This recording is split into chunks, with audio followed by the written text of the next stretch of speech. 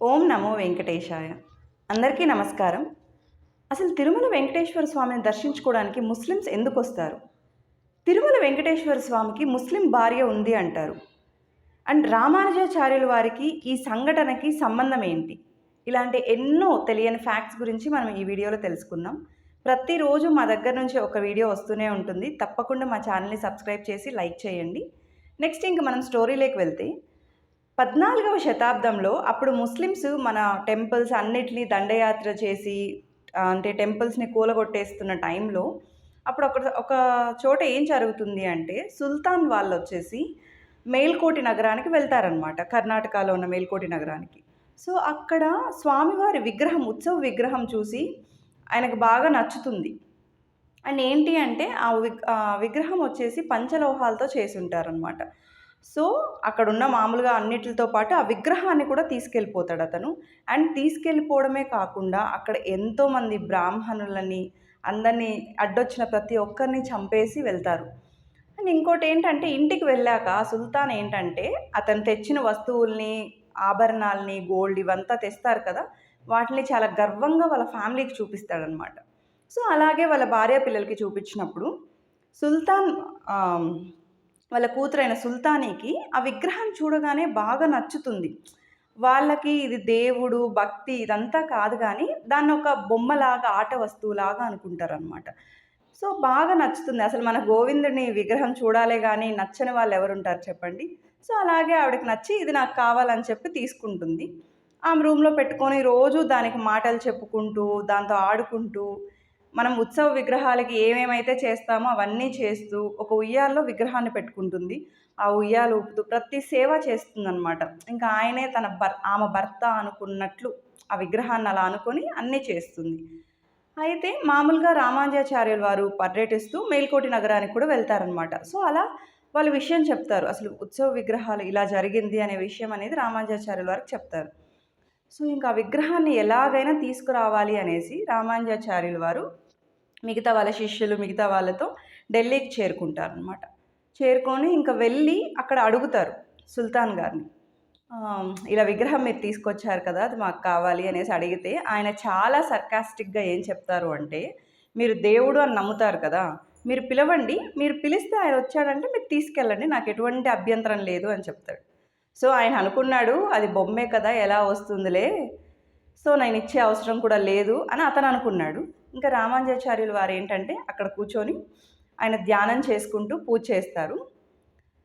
అక్కడ ఒక ఆశ్చర్యకరమైన విషయం జరుగుతుంది. ఏంటి అంటే రామానుజాచార్యులు వారి ధ్యానం అయిపోయేలోపు ఆ విగ్రహం వచ్చేసి సుల్తానీ రూమ్‌లో ఉన్న విగ్రహము రామానుజాచార్యులు వారి ఒళ్ళో ఉంటుంది.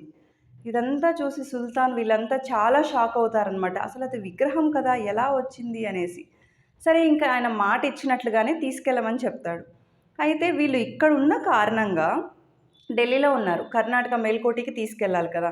సో, రామానుజాచార్యులు వారు సుల్తాన్ గారిని అడుగుతారనమాట. ఇలా గుర్రాల్ని ప్రొవైడ్ చేస్తారా? బికాజ్ మేము ఇంత దూరం వెళ్ళాలి కదా! అన్నట్లంటే, ఇంకా ఆయన సుల్తాన్ గారు గుర్రాల్ని కూడా ప్రొవైడ్ చేస్తారు. చూసారా? మన మీద దండయాత్రకొచ్చిన అతను మన విగ్రహాన్ని మళ్ళీ రిటర్న్ ఇచ్చి అండ్ దాన్ని తీసుకెళ్ళడానికి గుర్రాలనిచ్చాడు అంటే, ఆ దేవుడు గొప్పతనం లీలలు ఎలా ఉన్నాయో అండ్ రామానుజాచార్యులు వారి భక్తి అసలు ఆయన భక్తిని మెచ్చి స్వామివారే వచ్చి ఆయన ఒళ్ళో కూర్చున్నారంటే ఇంక అర్థం చేసుకోండి. సో, ఇంకలా వాళ్ళు ప్రయాణం స్టార్ట్ చేసి తీసుకెళ్తారు. తీసుకెళ్ళి ఇంకా ఉత్సవ విగ్రహాన్ని మళ్ళీ ప్రతిష్ఠించాలి కదా! ఎందుకంటే ఒకసారి తీసేశారు ఆల్రెడీ. గుడిని కూడా వాళ్ళు చాలా డిస్టర్బ్ చేశారనమాట. సో, ఇంక తీసుకెళ్తారు. వాళ్ళు ప్రతిష్ఠిస్తారు. అయిపోతుంది. అయితే సుల్తాని ఈవినింగ్ ఇంటికొచ్చి తన రూమ్‌లో చూస్తుంది. ఆ బొమ్ముండదు. సో, చాలా కోపంగా వెళ్ళి వాళ్ళ నాన్నని అడుగుతుంది. నా రూమ్‌లో ఉన్న బొమ్మ ఏమైంది అనేసి. సో, ఆయన సుల్తాన్ గారు జరిగిందంతా చెప్తారనమాట. సో, ఇలా జరిగింది వాళ్ళు తీసుకెళ్లారనేసి. లేదు నాకు ఆ విగ్రహం కావాలి అనేసి ఇంకా ఆమె రాణి కదా తెలిసిందే. సో, అక్కడి నుంచి స్టార్ట్ అవుతారు. మన రామానుజాచార్యులు వారు ఆల్రెడీ వెళ్ళిపోయి వాళ్ళు ప్రతిష్ఠాపించడం అంతా అయిపోతుంది. కానీ ఈవిడ రాణి గారు కాబట్టి వీళ్ళింకా మామూలుగా భోజనం చేయడము, సేద తీరడము టైం పడుతుంది కదా ట్రావెలింగ్‌కి. వీళ్ళు వెళ్ళడానికి 7 డేస్ పడుతుంది. సో, అప్పటికే ఆల్రెడీ ప్రతిష్ఠించుంటారు. అండ్ ఈమె ముస్లిం కాబట్టి గుళ్ళేకి రానివ్వరనమాట. ఈమె చాలా వేడుకుంటుంది. అంటే ఇన్ని రోజులు నాతో ఉన్న విగ్రహాన్ని చూడ్డానికి నన్ను పంపించరా అనేసి వేడుకుంటుంది. సో వీళ్ళు ఎంతకీ ఒప్పుకోకపోయేసరికి ఆ బాధని భరించలేక, నేను ఆ బొమ్మను చూడలేకపోతున్నాను, నన్ను పంపించట్లేదనే బాధ భరించలేక ఆమె అక్కడే ప్రాణాలు విడుస్తుందనమాట. సో ఇదంతా తెలుసుకున్న రామానుజాచార్యులు వారు ఆమెకు కూడా ఇప్పుడు మనకి శ్రీదేవి భూదేవికి గారికి ఎంత ఇంపార్టెన్స్ అనేది ఉందో ఆయన భార్యగా, సో ఈమెను కూడా అలాగే పూజలు అవంతా స్టార్ట్ చేపిస్తారు. అండ్ ఇంకొకటి ఏంటి అంటే అక్కడ ఆల్రెడీ మనకి బీబీ నాంచార్ అని పేరు పెడతారనమాట. బీబీ అంటే భార్య అని, నాంచార్ అంటే యాక్చువల్గా ఏంటంటే భక్తురాలు అంటారనమాట తమిళ్లో. సో అలా ఆమెకు ఆ పేరు వస్తుంది. అండ్ ఇంకొకటి ఏంటి అంటే ఇది చాలామంది శ్రీరంగంలో జరిగింది, మేల్కోటలో కాదు అనే ఒక వాదన వినిపిస్తూ ఉంటుంది. కానీ ఇది జరిగింది వచ్చేసి మాత్రం మేల్కోటలో. శ్రీరంగంలో ఆమె ఐడల్ అనేది ఒకటి మామూలుగా గోడ మీద ఉంటుంది. బట్ ఈ సంఘటన జరిగింది మాత్రం మేల్కోటలోనే.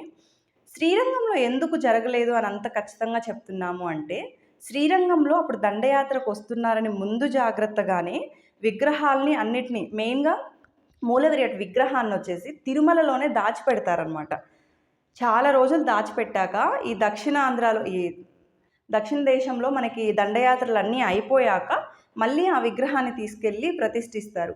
అండ్ ఆ విగ్రహాన్ని అక్కడ పెట్టాక దాన్ని ఇప్పటికి కూడా మనకు తిరుమలలో రంగనాయక మండపం అని చెప్తుంటారు. సో కాబట్టి అండ్ ఇంకొక ఆశ్చర్యకరమైన విషయం ఏంటంటే, మేల్కోటిలో ఆ సంఘటన జరిగిన రోజు దీపావళి. సో అంతమంది బ్రాహ్మణులు ఇవంతా ఇది చేశారు కాబట్టి మనం ప్రపంచమంతా ఎన్నో కాంతులతో ఈ డే అనేది సెలబ్రేట్ చేసుకుంటాము. బట్ అక్కడ వాళ్ళు మాత్రం ఇప్పటికీ దాన్ని బ్లాక్ డేగా అనుకుని, ఎందుకంటే వాళ్ళ పూర్వీకులు అంత సాక్రిఫైస్ చేశారు, ప్రాణాలే కోల్పోయారు. సో కాబట్టి ఆ రోజున బ్లాక్ డేగానే అనుకొని ఇప్పటికీ వాళ్ళు దీపావళి అనేది సెలబ్రేట్ చేసుకోరు. ఇదనమాట బీబీ నాంచారి అసలు వెంకటేశ్వర స్వామికి ముస్లిం భార్య ఉందా లేదా అనే దాని వెనక ఉన్న స్టోరీ. అండ్ ఇలాంటి మరిన్ని ఆసక్తికరమైన వీడియోస్ మా దగ్గర నుండి ప్రతిరోజు వస్తుంటాయి, తప్పకుండా చూడండి. Thank you for watching our video.